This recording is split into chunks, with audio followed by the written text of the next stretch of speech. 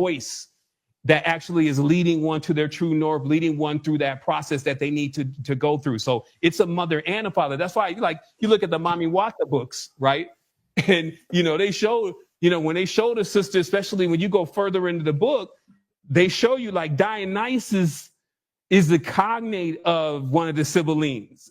But that doesn't mean she was going to come in a size 6, looking like Wonder Woman, so that a lot of times even the vision of the ancient mothers, a hippopotamus is the most dangerous, you know what I mean? But you may look at it and be like, I think the lion. No, but it's the, there. So what I'm getting at here is that the forces in themselves, they try and they test you for how much not you say you really believe in them or you connect with them, but how much that you actually do connect with them and make that effort. And I haven't seen any person that made that effort that didn't get an answer. And so I feel like that, that's absolutely special because all of this interference with the next thing that's in front of your face saying, hey, I'm God. I believe that's a natural trial that we all have to go through and pass at some stage in our journey. Right. And so I'm not really, I often go back and forth in my own mind about, when you give advanced levels of knowledge, in many ways, you're preventing a person from doing things that maybe otherwise they would have done, right? You're giving them wisdom so that they avoid some disaster. This is what your parents do.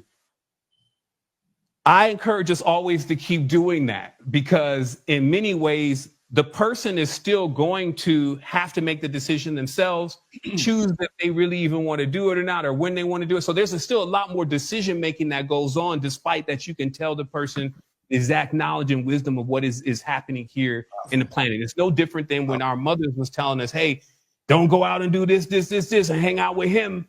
And then the next thing we was out with him. You see what I mean? That's a big part of how this is all structured. It's still everything that's happening. We're witnessing in the family structure and what goes on even in our lives. When you say, hey, that rebellious son, man, I can't even say that I was definitely not the rebellious son at some point. I wanted to get out the house. So all these archetypes are still built into the family structure and still actually happening to cause and effect within the world. And we have to also pay attention to, just to that and what roles these things play in that scheme of things. I want to ask y'all. First of all, shout out to everybody. We got about 4,200 people in the chat. We got 4,200 people in the chat. Shout out to everybody in the chat. It's one of them shows. It's a historical show. It's groundbreaking. This is something that people didn't even see coming. You know what I'm saying? But, Radiohead Rich, I'm tuned into frequencies. They said, I talked to 7. Listen, I was scheduled to do a show with 7, just with 7. Then I was on the phone with Rod, or something happened with Rod. I'm like, wait a minute. I said, wait a minute. Maybe I should get Rod and 7 together. Because Rod talks about 7. Rod be like, yeah, shout out to 7, blah, blah, blah, blah. I said, wait a minute. Maybe I should get Rod and 7 together on the show. So I asked her, I said, 7, you cool with it? 7 said, hell yeah. Let's go. Let's get it. I'm ready. So that's how it happened. But legendary. Oh man, amazing show so far. We just passed the hour mark. We're gonna go to the next hour. We're gonna keep it moving to the next hour. Let me ask y'all this, all right? We're talking about the divine feminine, and I started thinking about ancient civilizations. I thought about, when our ancestors were strictly telepathic, no speech, right? Now, I'm saying that to say, let me just preface that. We know if we could compare it to what we've been through in this realm on this time. We know when the text messages came around, we know when the cell phones came around, things that was in our head, the way we used to communicate with people changed.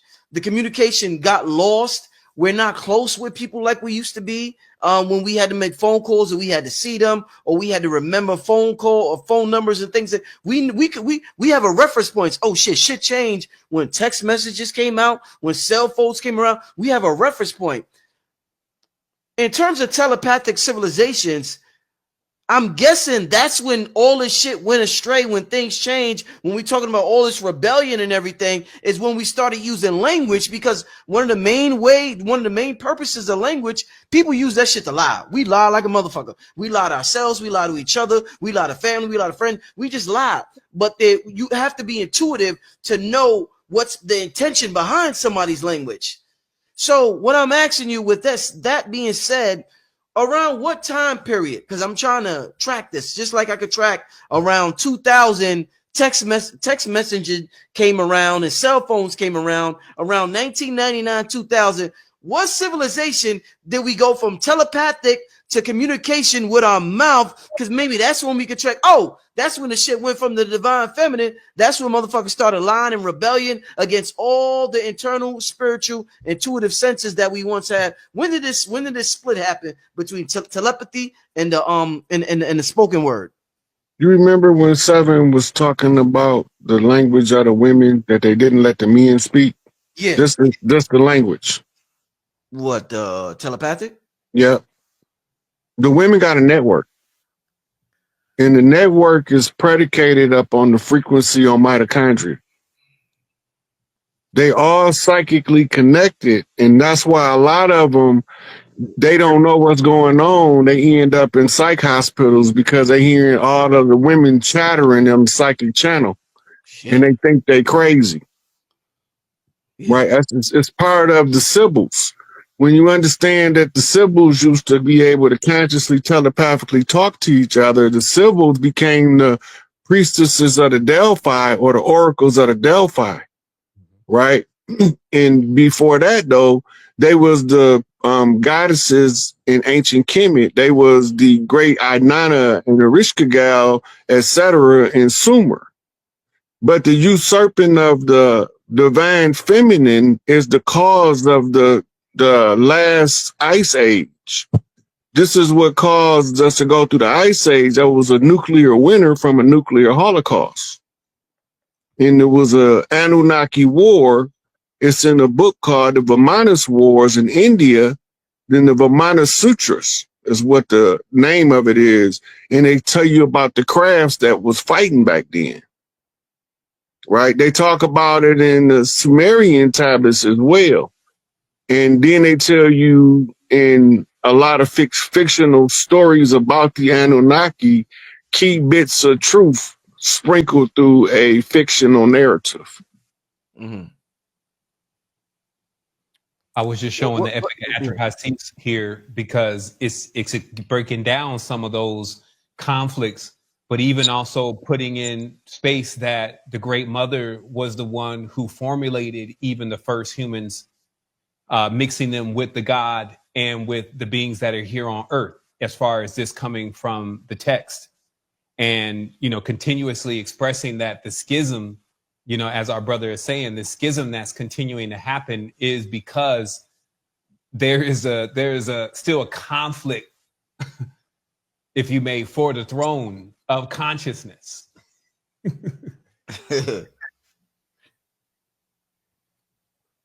Indeed.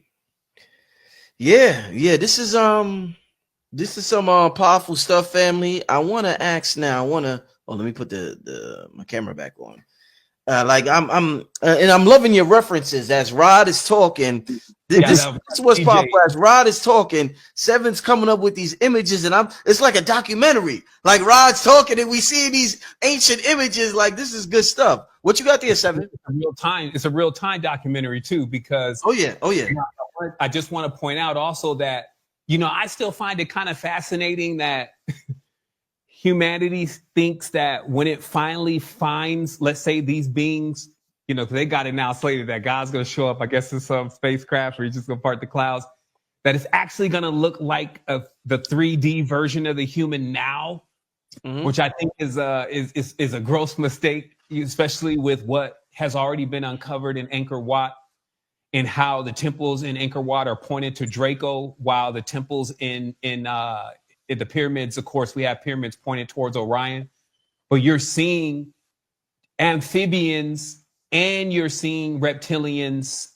You're seeing humans with like the holes that, you know, that lizards have and snakes have on the side. you're seeing breasts, you're seeing elongated heads. And, so basically what I'm saying is from the accounts, when you go back to quote unquote, you keep going down those ancestral lines, you get really fast into these more of what we would say is first, what they say, the first strand of the DNA, the genetics of the reptilian strand, which they still use. And Rod could break this down because he's studying this genetics, but they use this reptilian DNA even to this very day when they're building a DNA stack. They go to that first reptilian zygote and they start constructing from there. And so, it's really, that's why, the mind has to also be very broad, because this kind of system, and this is like, we're seeing something that looks our size. There's so many accounts, even of the ones in Britain and London being giants. And so when we even put a larger pineal gland, we, like I said, we remove, like Rich saying, we remove phones and even we remove languages. We have beings that are always tapped into that all there is, because there is no distraction. And, one of the things that was pointed out was how the gods, kind of got a little perturbed of all the noise coming from the humans. And this is, marked in some of the Sumerian texts. Some insight said that was because when the humans start to think things that were outside of even what the quote unquote supreme beings, gods, would be thinking, this was noisy because we were all tied into the same wavelength. But even the ideas of the males, as it was saying, and just so everybody understands, from the Dogon tradition, it's noted that anytime they went through the birthing process, they birthed in perfection. They made sure that, hey, this being is coming out balanced, or else they removed the being. And that may seem very cruel to you, but since, there's that side and this side, if something comes out over here and it's not perfected, they seen that as a failed experiment. So in many ways, the way that the male is configured is seen by the ancient matriarchs as being somewhat of a disfigurement, not somewhat, but a disfigurement within the genome, right? So the males were in that way not necessarily shined upon anyway as being the most powerful. That wasn't the role. And so I believe Dan still kind of gets this story better than most. And this, of course, is Dan Winter, is to explain again how even the Asa Uru and the Anunnaki begin to move away from the hive that they were connected into. Because all we've been talking about is that, hey, all these beings are on the same wavelength. When you get to the next level, you're on the same wavelength. But that same wavelength is also what we would even seem to call instinct, what we would even seem to call the hive at times. But this wavelength will also always keep you in balance as we're moving through whatever we're moving through. But there were many who desired to remove themselves from that, to basically cut their umbilical cord.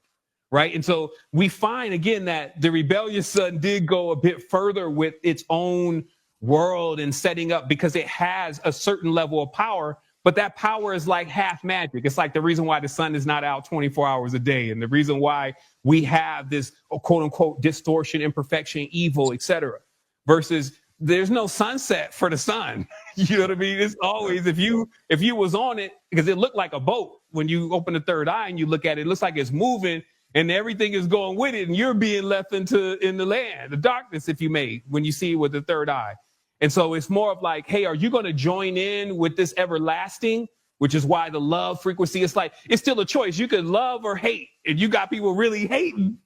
And you can see how ignorant that is, because like, man, wouldn't you want to love, right? But it also lets you know how deep the game is, because even the things that would seem like common sense, like, yo, lift each other up instead of breaking each other down. Yo, stop assassinating everybody, giving them a life sentence. Yo, give them stop worrying and fighting. All those things are not as common. And so thus, I feel like that this is also a place, because they equate it a lot with Sirius, and Sirius's other name is weight, right?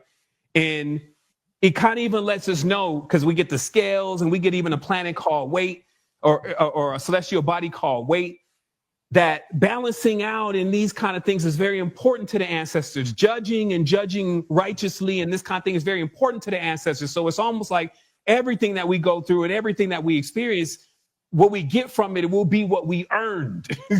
And there will be like no cheating or no other way. And, you know, you may even see rich people, but then if you could be inside of their mind, you would see that they're living in the greatest level of terror. There's a whole veil over them. They can't see anything. You know, if you time traveled in the mind of somebody rich, you probably would be stuck in their mind because you wouldn't have enough knowledge to figure out how to get out of them. You see what I mean? So there's so many things that are happening inside of the space. And then there's even more things happening inside of us. And the only one that we really have the most control over is this one.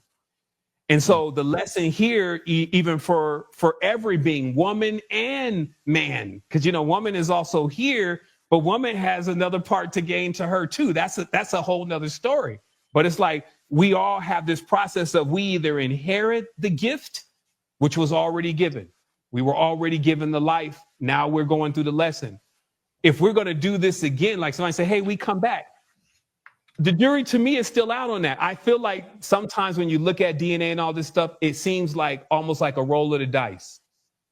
And if you could get into a life where you can at least comprehend what is going on and you can even see what you need to do for your body, and this makes sense, it's like seize that life. Don't wait until like, oh, well, you know, maybe I'll come back on the next life and then, or maybe when I leave out of here, they all have me. And it's like really make that effort so that way you're just going above and beyond. You know, I just wanted to, you know, just add that in because, you know, when we really push ourselves to go above and beyond, we actually see all of these connections. We see all these masters and teachers. And, you know, if we push ourselves into that direction of where we're failing all the lessons, we get a chance to also see how low this thing really goes. And it doesn't appear that there's a bottom or a top to it as far as where you can end up, right? So, yeah. You know, and I want to go this direction with everything that's been said so far. And I know Seven's going to love this question because he's into AI. So I know he's going to love this question.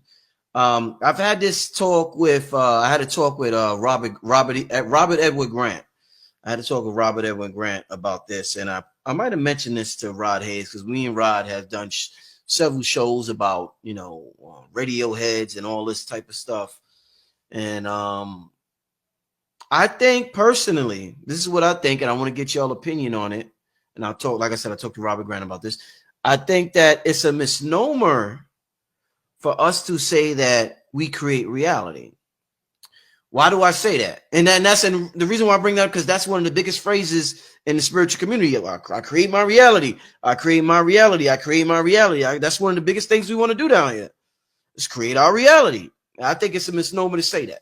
Why? I've said several ways. I explained it several ways, but I'm explaining the AI way now since I got Seven on here.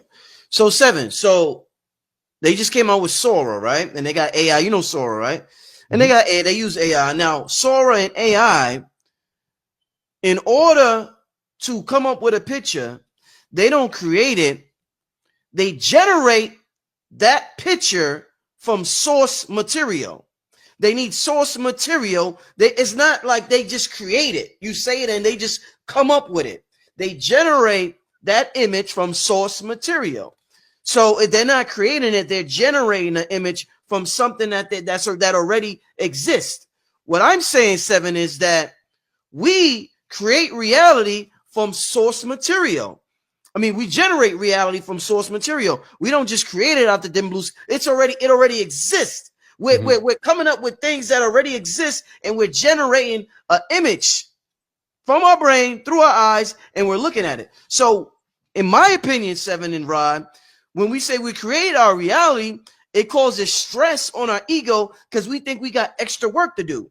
If we realize that the shit was already created and we just got to generate it from something that already exists, it eliminates a lot of stress. So I'm comparing what we do to AI. AI generates reality from source material. We generate reality from the source material that already exists in the quantum field. So talk to me about generating reality versus creating reality, which is the phrase we all use in the spiritual community.